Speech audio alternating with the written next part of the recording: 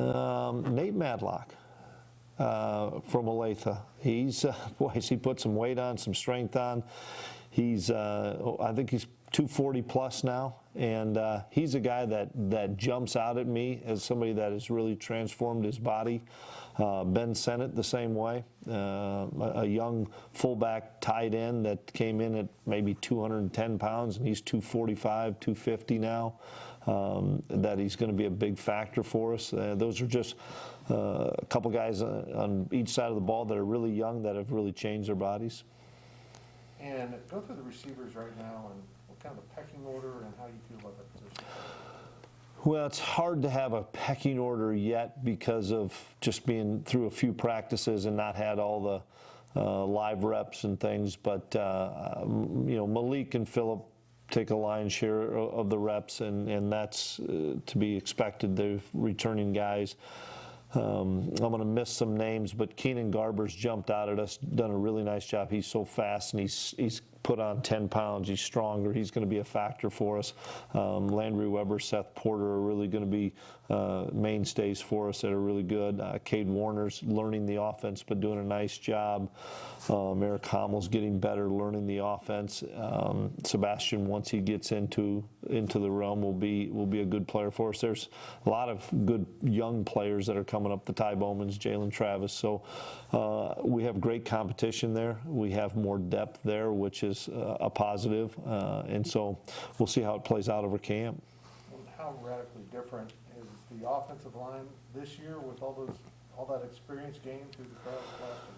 We're much, much better and have much more depth and a lot more versatility.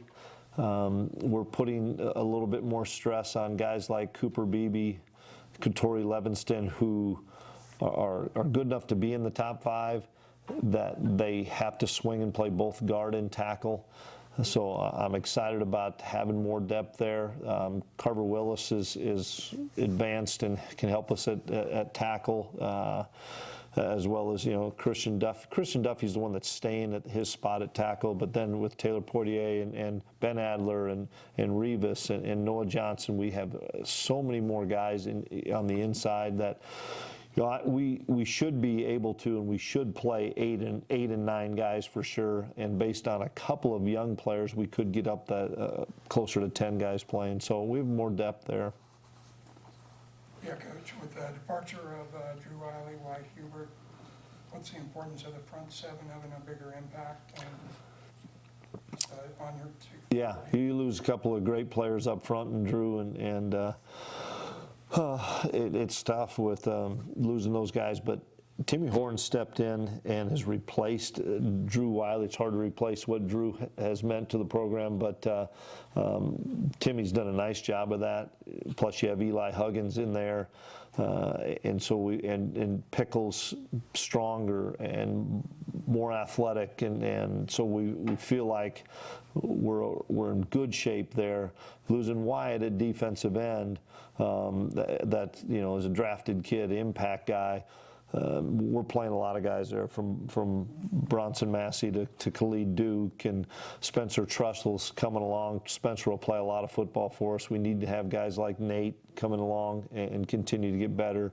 Felix Anaduke is going to play a lot for us. We have depth there. I don't know if we have right now the person that's going to make those splash plays like Wyatt did, but we're going to play a lot of guys, and we're going to try to keep them fresh, both at the D tackle and the defensive end position. Bronson Massey's been kind of in a specialty role in his previous time here. What does he have to do to emerge and bolster his play? For us, for Bronson, it's keeping him healthy. You know, he's played a lot of football, and so we need to be smart and give him a little bit of a pitch count right now as far as how many plays he's playing, because he's had some injury issues, and he's fighting through them, and he's doing a great job. And he's a guy that is a specialty guy on the pass rush, but he's going to have to play some every down plays for us as well. But if we can keep his, you know, play count manageable. Now, I don't know what that manageable means, if that means 45, if that means 30. It just depends on how everybody else develops, because it's hard to replace Boom out there, because Bronson has that experience and understands the game so well. And back to wide receiver, what kind of gap does Tyron Howell have to make up with his relative late arrival? A lot, but he has unbelievable hands and he creates separation. He has great hands. He knows how to create separation.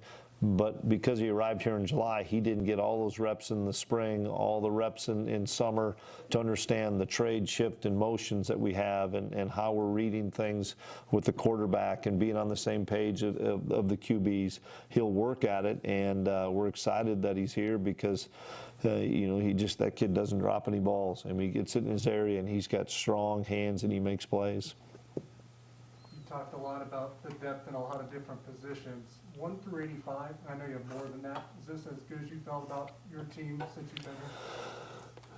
Well, it is because overall, you know, when we first arrived here, there weren't any running backs on scholarship. Now we've upgraded there. We have and a lot of guys that can play. Same thing with the offensive line, getting Noah back and having the issue of having to play so many guys because of last year's COVID. We're better there.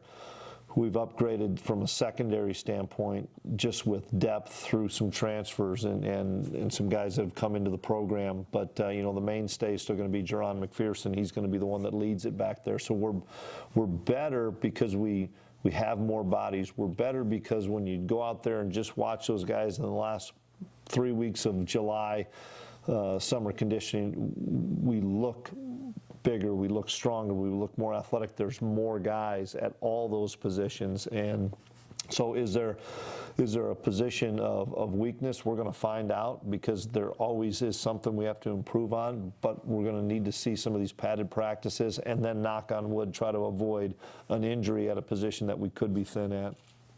When we spoke to you in Arlington, you can really provide a whole lot of information on some of the new arrivals like Reggie Stubblefield and Sincere Mason, but you're going to need those guys. How comfortable are you that they're going to be up to speed by September 4th? They will be.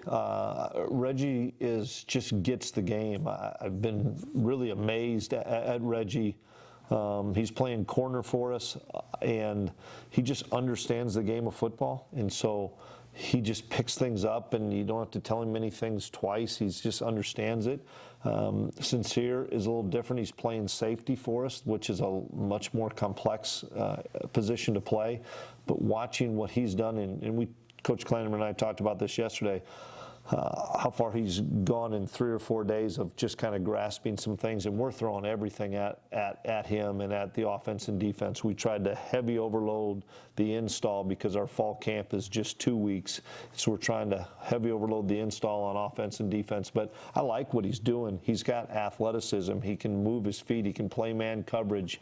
We're going to find out how well he'll do in some of the tackling stuff starting tomorrow, but he's going to play for us. The first year, you're still kind of installing your offense. Second year, Skyler gets hurt, and you have to play a true freshman at quarterback. Do you feel like this is the first time maybe that you'll be able to open up the entire playbook to your disposal? Well, we have a lot more people to get the ball to as well, and we haven't had any issues of slowing down any installation because of the two experienced QBs coming back as well as experienced offensive linemen coming back. If you have those two areas with experience, then you can throw more and more stuff at them. We had a couple of checks at the line of scrimmage, one that Will made, a couple that Skyler made over the last couple days that leads us to believe we're going to be able to put a lot on these guys' plate to be able to put us in a great situation if we call a play and it doesn't look like it's the right picture. And so we're so much further ahead at this time than we were obviously the previous 2 years. Last year, everybody knows why we weren't ahead. Our first year, we didn't install a ton. We have a ton more installation, which our offense is already difficult enough to defend with the trade shift motion. Now you do that and play it so much faster, which our guys are doing right now. I'm excited to see where we can go. Chris, maybe the answers are different when you get to October, November, but you have a sense for what your offense's personality is and what your defense's personality is right now? Not at all. You know, the thing that we're better right now. I know we're better right now. Competition's really good too. My concern, and I told the guys this, is we have had a really good off season. Bigger, stronger guys were able to be around each other, so we got a close-knit group of guys. Had a really good summer. All things were going well. How are we going to respond when adversity strikes? And is that adversity offense kicking the defense's tail or defense kicking the offense's tail in practice, to losing a key player, to losing a ball game? And that's how we're going to be judged is, can we overcome adversity? And we have really good leaders on this team. So the leadership has to rise to the occasion to find out what kind of football team we are. Are we going to air it out more? Are we going to grind it up a little bit more? Are we going to have to be a pressure team? We have to be more of a zone team?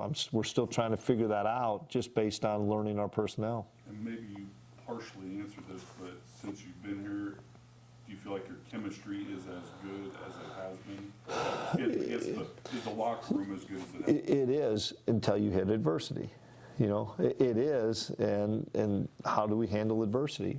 But with the guys that have been in the program now, and there's a bunch of them, there's 5 super seniors, but there's a bunch of them that have heard the same message through us as coaches, whether it's myself as the head coach, to Coach Mess, to Coach Kleinerman, to Coach Malone, to Coach Riley. They know the expectation. They know what we want out of them at practice and in meetings and in walkthrough. So it is, I think, a comfort level for those guys to say, okay, we just got to go out and execute it. They're giving us the tools. They're giving us the opportunity. And so I like where we're at, but we've got to still overcome adversity. With how pleased you seem to be with Will Howard, how realistic is it that you find ways to play him in a complementary role to Skyler this season? We'll have to find out. Let's knock on wood that Sky stays healthy so he can have a great senior year. But we have the utmost confidence to play Will at any time, whether that's Skyler's nicked up or a situation dictates that. It's one of those things, if Will can help us, we're going to play him the whole dang year. If we feel Skyler's playing at such a high level that we have in our back pocket that he could play 4 games and still get that year back, that's something that we have to continue to evaluate as a staff. But just like last year, the kid thought he was going to redshirt. So every week he has to prepare like, hey, I'm going to play every snap of every game, because you just never know what's going to happen in this game. So I know Will's attacking it that way as well. Like, same. He came in the same way this year as he did last year. I'm going to learn and get better every day and figure out what happens. And if something happens where I'm going to be thrust into that role, I'm much more ready now this year. On that topic too, just Skyler, does he look as good as ever, as healthy as ever right now? Yeah, he made some plays in red zone today that were pretty special, of scrambling out and keeping a play alive. One time he ran and made a big play, and another time he threw a dart to a guy for a touchdown, and you would have thought he was running. He does a really good job of the game has slowed down so much for him, and he feels comfortable with the offensive line, and he feels comfortable knowing where certain guys are going to be, between Phillip and Malik in particular, and Landry and Seth, guys that he's worked with for a long time. Nick Lenners is healthy this year and playing at a nice level. And so I just see a level out of him and a confidence level that I'm excited to see what he's going to do. It looked like just at the open practice, Julius Brents wasn't able to go. Was there anything serious there? No, just soft tissue that we don't think it'll be long-term, but it has enabled Reggie Stubblefield, Echo Boydo, T. Denson, Justin Gardner to take all the reps, and those guys are getting a bunch better. And the main reason that a kid like T, who's going to play a lot of football for us, is T's more confident, he's bigger, he's stronger, he's heavier than he was as a true freshman. Echo's put on, I think, 12 pounds and is much stronger. Justin's put on some weight. Reggie's a fifth-year guy anyway and learning the position, but we have more depth there, and I'm excited because guys that like Echo and T that you weren't sure, okay, are they made some splash plays, but the consistency maybe wasn't there last year. Those kids are playing at much more confident level, and so when Julius comes back, great, but he's got to have great competition because we're getting better at that spot. Then going into the season, do you know specific number-wise where you're at vaccination-wise with the team? I know we're over 80% now because we had a handful more that last week of July, first week of August that were able to at least get their first one. So we're not out of the woods as everybody else isn't, and so we're masked up in here for meetings. We're masked up when we go through the line to get our food and in the training room and stuff, and then we don't have them on for practice. But we still want to make sure we don't have any kind of an outbreak, whether it's a vaccinated guy or an unvaccinated. I know, there's been some vaccinated guys that have tested positive as well. So I wish we could say we're done with this, but we're not. I think we all know that. And so we just got to make sure and follow whatever protocols that our medical staff wants us to follow. What do you see from Amaris Brown at that nickel spot in practice? Splash plays, but inconsistent. Amaris is a phenomenal athlete. He can run. He'll strike you. He's physical. He understands the game, but he's still a true freshman in my eyes because he missed so much time. He was one that missed an awful lot of time last year through the COVID protocols, that he's still learning how our defense operates. And once it starts to slow down, and I think it will because he's a really intelligent football player, he'll play at a higher level. Right now he's making 3 or 4 unbelievably splash plays in practice and busting 2 coverages. And he understands why he busts them. And once we get that corrected, I look for a really good year out of Morris. Do you have a good idea of who might be taking kickoffs and field goals and punting? Open competition right now, and we're going to have some really good competition drills here in the next couple weeks. Tate Winkle is battling Ty for the field goal job, and I feel comfortable with both. Let's see who wins the job.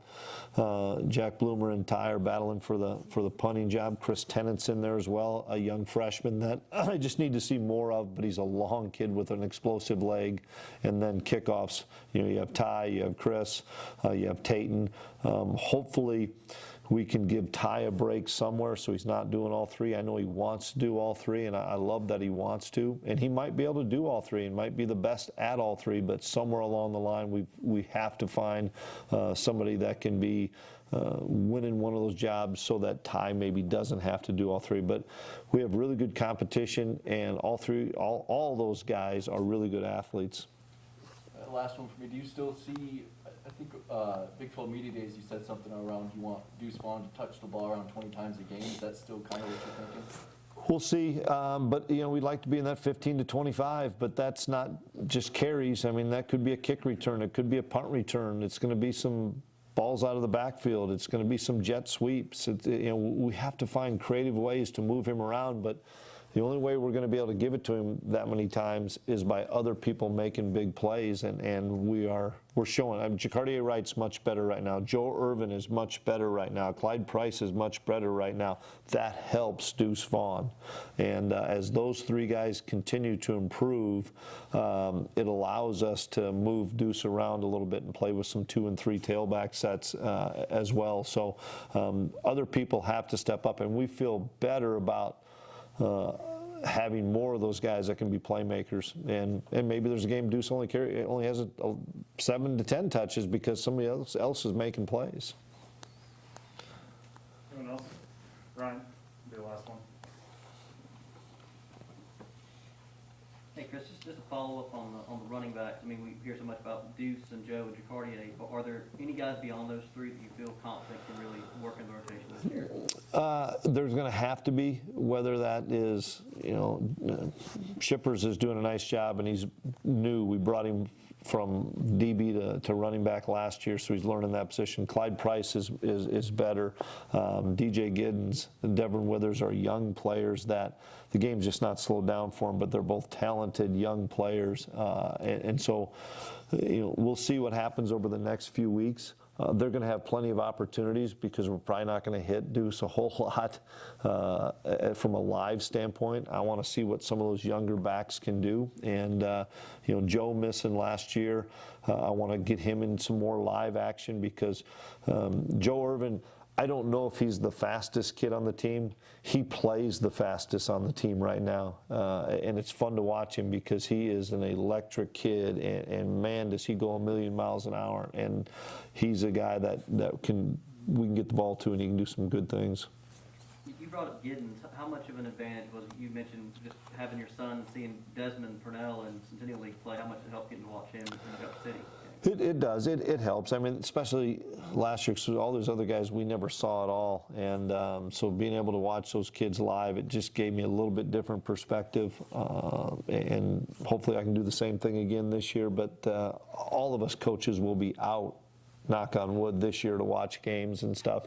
And that's a big deal when you don't get a chance to do that. You don't really know what you're getting sometimes as they come into walk in the door. And then last thing for me was Jerron mentioned Big 12 Media Days that he talked a lot with Justin Gardner just about that. Justin felt like he had a good season last year, but he's like motivated to have a great one. Have you seen Justin make those kind of steps his last season? You think he could have a great year? He can. It's consistency for JG.